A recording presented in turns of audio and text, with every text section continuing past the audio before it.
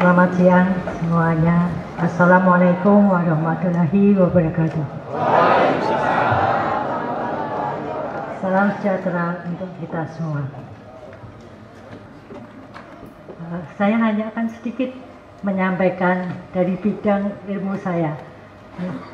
Saya menjadi Rektor Institut Pertanian yang membawahi 3 program studi, yaitu di bidang pertanian, kehutanan, dan teknologi pengolahan pangan. Nah, kebetulan saya adalah masih menjadi dosen di UGM di bidang ilmu pangan, sehingga saya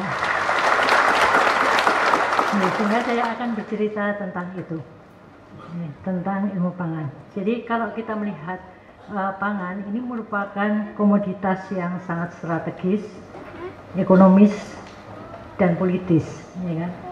Kita melihat beberapa saat yang lalu ada BLT pembagian pangan, beras, dan lain-lain, ya.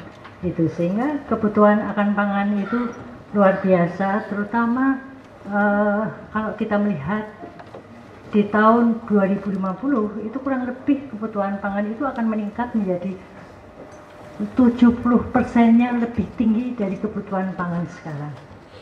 Sehingga mau tidak mau kita harus swasembada pangan seperti apa yang disampaikan atau menjadi visi misinya Presiden Prabowo yang baru ini. Ya, untuk kebutuhan pangan ini saya pikir di kampus ini sangat luas, ya kan, arealnya. Tetapi kita mesti juga merubah dari pangan yang apa adanya menjadi pangan fungsional yang sangat bermanfaat bagi tubuh kita. Nah, kebetulan bidang saya adalah untuk menghasilkan, saya diberi waktu 13 menit yang mungkin tidak sampai 13 menit akan selesai. Karena saya tidak menyiapkan materinya. Nah, saya kembali ke pangan fungsional tadi yang merupakan bidang saya. Sebenarnya nenek moyang kita itu sudah mengajari kita meninggalkan ilmu bagi masyarakat kita, yaitu tentang pangan fungsional ini.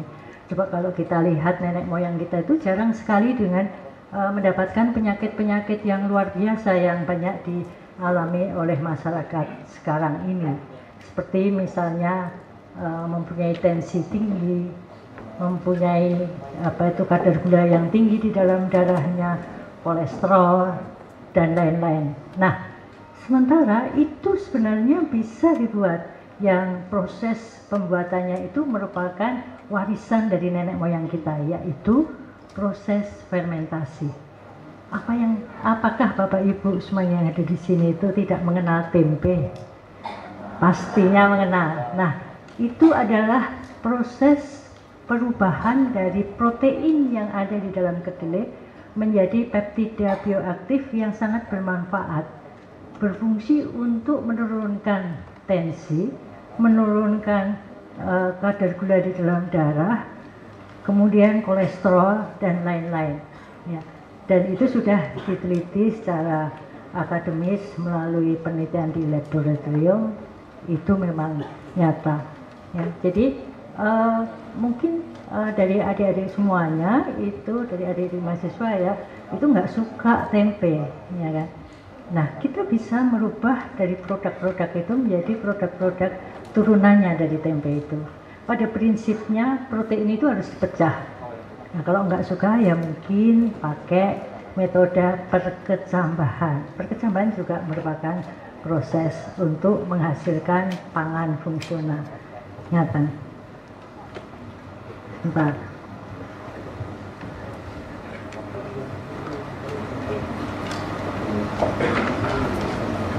Nah, kemudian, saya punya harapan, ya, Pondok Pesantren Al Zaitun ini itu bisa menjadi atau menyiapkan menjadi Center of Excellence untuk pangan fungsional ini. Ya, saya berharap begitu. Ya. bukankah produk koro-koroan itu sudah dikembangkan di sini? Nah, itu merupakan bahan baku untuk menjadi produk pangan fungsional setelah diolah entah dengan perkecaman atau fermentasi tadi. Ya, saya berharap sih seperti itu ke depannya. Sehingga proses pendidikan ini harus melahirkan lulusan yang adaptif, inovatif, dan cinta pada tanah air, dan tentu saja mempunyai kompetensi melalui pelatihan-pelatihan yang bersertifikat. Nah, itu adalah harapan saya yang saya melihat potensinya untuk bisa dikembangkan ke arah situ. Ya. Saya rasa saya tidak terlalu berpanjang lebar, 13 menit masih sisa. Saya akhiri sambutan saya. Terima kasih. Wassalamualaikum warahmatullahi wabarakatuh.